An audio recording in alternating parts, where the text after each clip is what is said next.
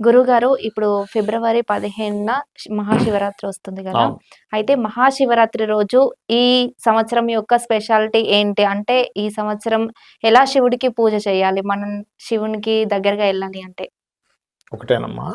ఎప్పుడైనా సరే మాస శివరాత్రులు, మహాశివరాత్రులు అని ఉంటాయి. హ్మ్. శివరాత్రి పర్వదినము అంటాం. ఆ అవును. రోజు ప్రత్యేకంగా ఏంటంటే, ఎవరైతే ఉపవాసముతో పాటు అంటే ఉపవాసాల్లో 2, 3 రకాలుగా చెప్పారు. అసలు ఎవ్వరు హ్మ్. ఏమీ తినకుండా ఉండేవాళ్ళు ఉంటారు. అవును. శివుడిని పార్థివలింగము అంటాం. హ్మ్. పార్థివలింగం అంటే మట్టితో తయారు చేస్తారు. హ్మ్. మట్టితో తయారు చేసి కొన్ని ర ఫలాలు తీసుకొని, ఆ ఫలాలతో అభిషేకంగా చేసి, ఆ ఫలాల్ని నమశివాయ మంత్రంతో అదే ఫలాల్ని మళ్ళీ మనం నైవేద్యంగా పెట్టినటువంటి ఫలాల్ని అభిషేకం చేసినటువంటి ఫలాల్ని వాటిని తీసుకోవచ్చు కూడా మనం, తప్పేం లేదు. ఓకే. అయితే ఈ శివరాత్రి నాడు అన్నిటికంటే ముఖ్యమైనటువంటిది ఏమిటి అంటే జాగరణ చేయడం. హ్మ్. ఆ జాగరణ ఎలా చేయాలి? ఏదో రాత్రప్పుడు ఏదో సినిమాలు చూస్తూనో అలా కాదు. శివనామ స్మరణతోనే జాగరణ చేయాలి. హ్మ్. ఎవరైతే శివనామ స్మరణతోనే అలా జాగరణ ఎవరైతే చేస్తారో వారికి ఒక అద్భుతమైనటువంటి సువాసన వస్తుంది. ఒక సమయంలో, ఒక హ్మ్. గడియల్లో 12-3, 4 గంటల సమయంలో. హ్మ్. అసలెలా అంటే అప్పుడు ఆ ఎనర్జీ తెలుస్తుంది. శివుడొచ్చి వెళ్ళాడనే విషయం తెలుస్తుంది. భక్తిగా ఎవరైతే ఉంటారో వారికి. ఓకే. ఖచ్చితంగా తెలుస్తుంది. అందులో ఎటువంటి సందేహం లేదు. హ్మ్. అది నేను చాలామందికి ఆ ఫీల్ జరగడం నేను చూసా. హ్మ్. మీకు ఒక రకమైన అద్భుతమైన ఒక స్మెల్ వస్తుంది. వాళ్ళెప్పుడైనా భక్తిగా ఉంటే అసలు పొద్దునంతా నార్మల్‌గానే ఉంటారు. ఇంకొకటేంటంటే ముందు రోజు నిద్రపోకూడదు. నేను రాత్రంతా నిద్రపోతా గానీ పగలంతా పడుకుంటే ఆ జాగరణ మీకు పనికిరాదు. ఓకే. అలాగే నెక్స్ట్ డే హ్మ్. కూడా వెంటనే ఏం చేస్తారు? రాత్రంతా జాగరణ ఉంది, పొద్దున్నే పడుకుని పోతారు. హ్మ్. అలా పడుకున్నా మీకు పని చేయదది. హ్మ్. నెక్స్ట్ డే నైట్ వరకు గూడా ఏమి నిద్రపోకుండా హ్మ్. ఉండి నైట్‌కి నిద్రపోవాలి. హ్మ్. అప్పుడు ఏమవుతుంది అంటే దీనిలో సైంటిఫిక్ రీజన్ ఒకటుంది. హ్మ్. మీరు చూడండి, ఎప్పుడైనా మంచి నిద్రలోకెళ్ళిపోయారనుకో, విపరీతమైన మత్తు నిద్రలోకెళ్ళిపోయారనుకోండి, బాడీ ఎప్పుడంటే మన బాడీని రిపేర్ చేసుకుంటుంది. మన లోపల ఉండేటువంటి ఇమ్యూనిటీ పవర్ మన బాడీని ఎప్పుడు రిపేర్ చేసుకుంటుంది అంటే మీరు డీప్ స్లీప్‌లోకెళ్ళాలి. అవును. అందుకే మనకి మెడికల్‌లో గూడా డాక్టర్స్ ఏం జేస్తారు, మనకేదైనా అనారోగ్య సమస్యలొచ్చినప్పుడు నిద్రపోవడానికి కూడా టాబ్లెట్లు ఇస్తారు. నిద్ర హ్మ్. పట్టడానికి కూడా. అవును. ఎందుకు? డీప్ స్లీప్‌లోకి వెళ్తేనే మన ఇమ్యూనిటీ మన హ్మ్. బాడీని రిపేర్ చేసుకోగలుగుతది. లేకపోతే రిపేర్ చేసుకోదు. అందుకే మన వాళ్ళు గూడా ఏమంటారు, సూర్యాస్తమం లోపలే తినండి అని జెప్తారు. ఎందుకు? సూర్యాస్తమం తర్వాత ఎప్పుడో అర్ధరాత్రి తిన్నామనుకోండి, పొద్దునంతా అరిగించుకునే పనిలో ఉంటది. అవును. మళ్ళీ పొద్దున్న లేసి మళ్ళీ టీలు, కాఫీలేసావు, మళ్ళీ టిఫినేసావు. నీకు రెస్ట్ ఎక్కడుంది? క్లీనింగ్ ప్రాసెస్ ఎక్కడ జరుగుతుంది? హ్మ్. కాబట్టి ఏంటంటే, ఎప్పుడైతే మనం ఒక రోజంతా పడుకోములేము, హ్మ్. నెక్స్ట్ డే ఇంక వస్తుంది అసలు మనకి ఆ నిద్ర అనేటువంటిది ఎంత నిద్రొస్తదంటే, అసలు ఆ డీప్ స్లీప్‌లోకెళ్ళిపోవడం వలన హ్మ్. మీకుండేటువంటి అనారోగ్యాలన్నీ పోతాయి. ఓకే. దానికంత లాజిక్ ఉంటుంది. హ్మ్.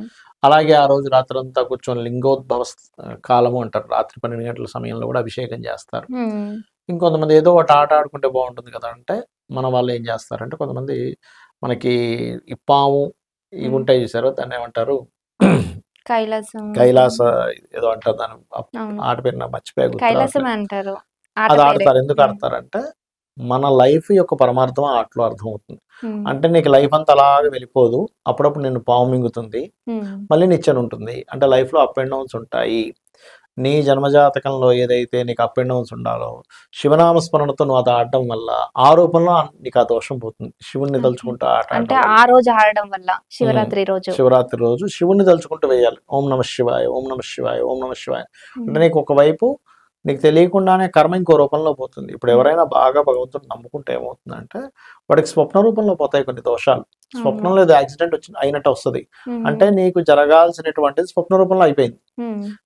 రియల్‌గా నీకు జరిగి ఏదో కాలోచో ఏ ఇబ్బందయ్యి నువ్వు హాస్పిటలైజేషన్ అయ్యి, ఇవన్నీ కాకుండా స్వప్న రూపంలో తీసేస్తాడు. అలాగే శివుడు ఎంత బోలాశంకరుడంటే ఆయన నామస్మరణ చేస్తూ మీరు గనక చేస్తే ఈ లైఫ్‌లో ఉండేటువంటి ఈ అప్ అండ్ డౌన్స్ అంతా కూడా ఈ రూపంలో పోతుంది.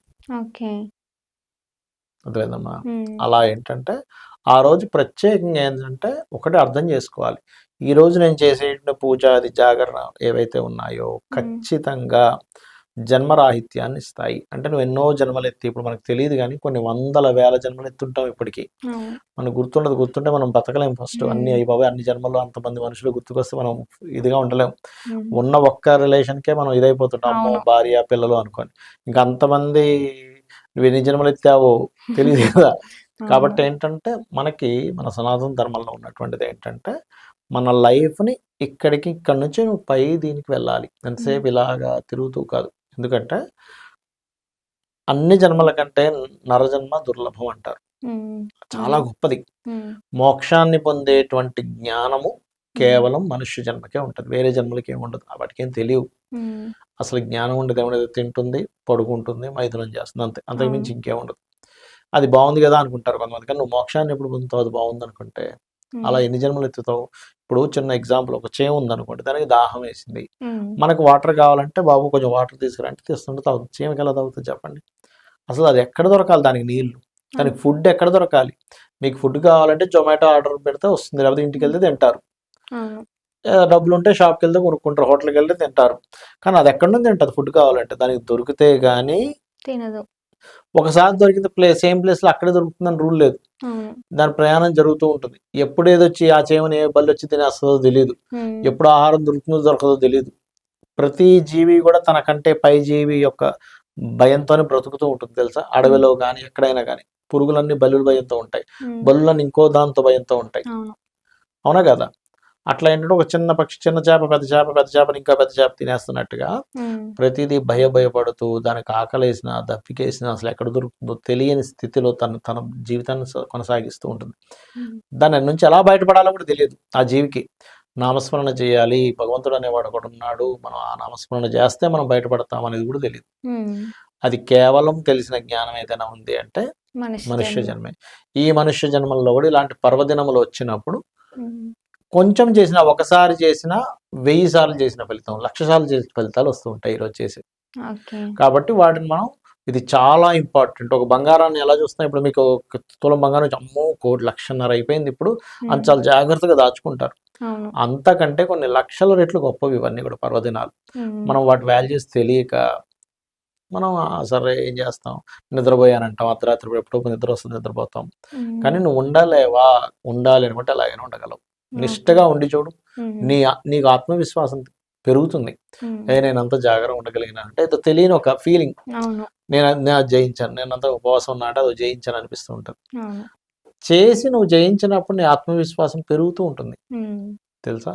అది ఓకే గురువు గారు.